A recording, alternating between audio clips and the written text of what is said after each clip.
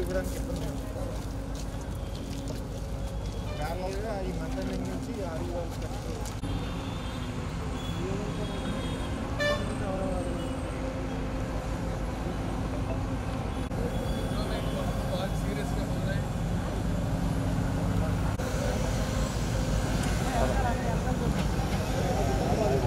చూసుకో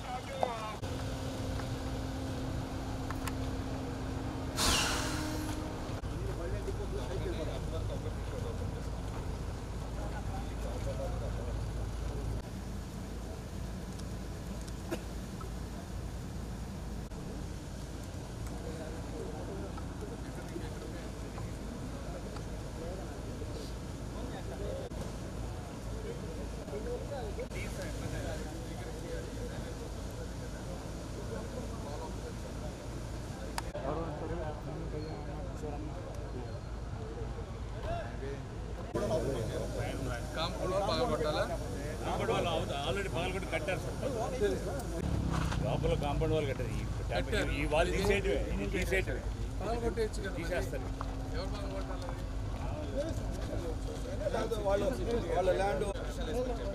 తీసేటప్పుడు ఆ బోర్డు అంటే తీసేయండి మళ్ళీ వాళ్ళు పని చేసుకోవాలి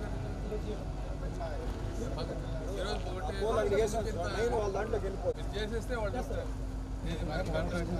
ఇప్పుడు ఇటు సైడ్ ఆ రైల్వే బ్రిడ్జ్ లోపు ఎన్ని పిల్లలు 14 చేయాలి 14 ఎన్ని ఒక సైమల్టేనియస్ ఒకేసారి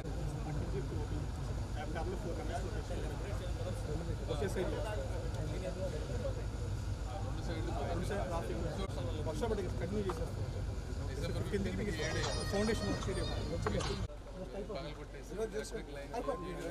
చెట్టు మొక్కలు ఇచ్చేస్తే ముందు ఇటు సైడ్ వేసుకుంటాం ఇంకా నెక్స్ట్ ఇంకెక్కడ ప్రాబ్లం ఇది అది కాదు ఇదంతా ఖాళీ అయ్యే కదా ఇది చేసుకోవచ్చు కదా మీరు ఎలక్ట్రికల్ తీసేస్తే చేసుకోవచ్చు సార్ ఎలక్ట్రికల్ తీసేస్తే సరే అనేది ఇక్కడ కాంపౌండ్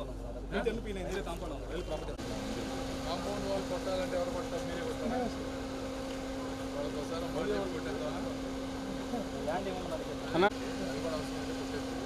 ల్యాండ్ వస్తుంది అది దానికి కాంపౌండ్ వాళ్ళకి సంబంధం ఓకే ఓకే అదొకటి సో ఇక్కడ వరకు మీకేం ఒక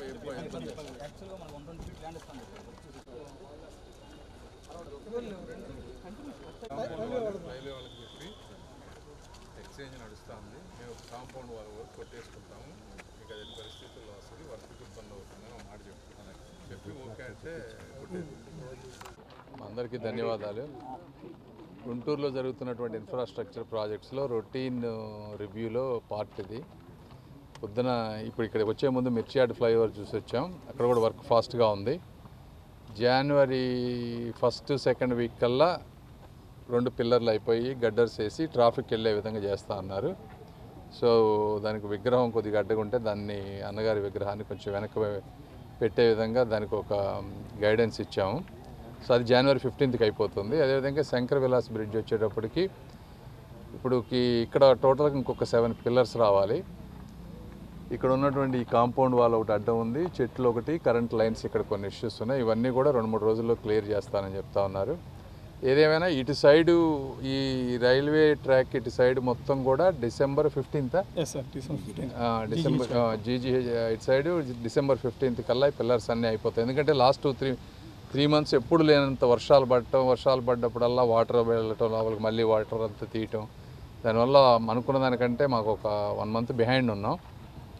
అయితే అడిషనల్గా మ్యాన్ పవర్ని అంతా పెట్టి అనుకున్న టైం కంటే అల్టిమేట్ టైం కంటే అనుకున్న దానికంటే ముందే అయ్యే విధంగా ప్లాన్ చేస్తూ ఉన్నాం. మాకు కొంచెం రైల్వే ప్రాపర్టీస్ 1-2 ఇష్యూస్ ఉన్నాయి.